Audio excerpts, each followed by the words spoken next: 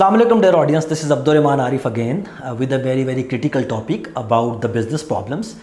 अच्छा, एक मसला जो आपने हमेशा हर बिज़नेस में सुना होगा कि यार मेरी जो स्टॉक पड़ा हुआ है मेरे स्टोर में और एक्चुअल में जो मेरे पास सिस्टम में इन्वेंट्री पड़ी हुई है वो आपस में मैच नहीं करती।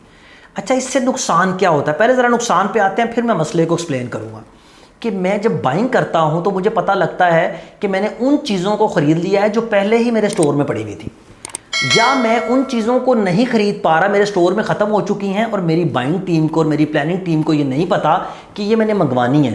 तो आपकी प्रोडक्शन हर्ट हो रही है, आपकी सेल्स हर्ट हो रही हैं। अच्छा, दो चीज़ें होती हैं इसमें, एक होती है कॉस्ट ऑफ स्टॉक इन, एक होती है कॉस्ट ऑफ स्टॉक आउट।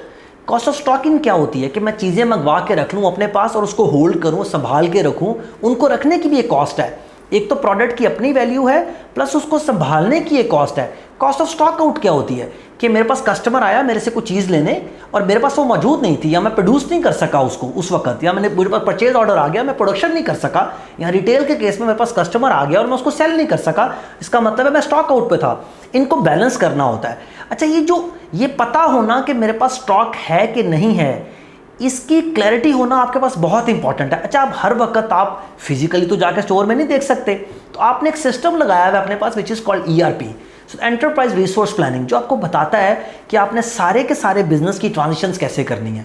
अच्छा, उसके अंदर आपके पास इन्वेंट्रीज आ रही होती हैं, मेरे पास किस किस मटेरियल की इन्वेंट्री किस किस लोकेशन के ऊपर कितनी पड़ी हुई है, मेरे पास according to my purchase orders मेरे शिपमेंट में कितने पार्ट्स हैं, कितनी चीज़ें आ रही हैं, मेरे पास WIP कितना पड़ा हुआ है, मेरे पास फिनिश गुड कितना पड़ा हुआ है, मेरे पास रॉ मटेरियल कितना पड़ा हुआ है, पैक मटेरियल कितना पड़ा हुआ है, जनरल आइटम्स कितनी पड़ी हुई हैं। तो ये सारी चीज़ें जो मेरे पास मौजूद हैं, ये मेरे पास फिजिकली तो पड़ी नहीं है स्टोर में, लेकिन इनका स्टॉक काउंट करके इसका एक एक्चुअल डाटा ERP के अंदर भी पड़ा हुआ होता है। सो अगर आपकी सिस्टम की इन्वेंट्री और फिजिकल इन्वेंट्री जिसको बोलते हैं वो आपस में जो डिफरेंस होगा उसको इन्वेंट्री रिकॉर्ड एक्यूरेसी बोला जाता है, कि आपका रिकॉर्ड, आपकी जो इन्वेंट्री है वो आपके रिकॉर्ड के मुताबिक कितने % एक्यूरेट है। So the word I am using is called IRA। So inventory record accuracy.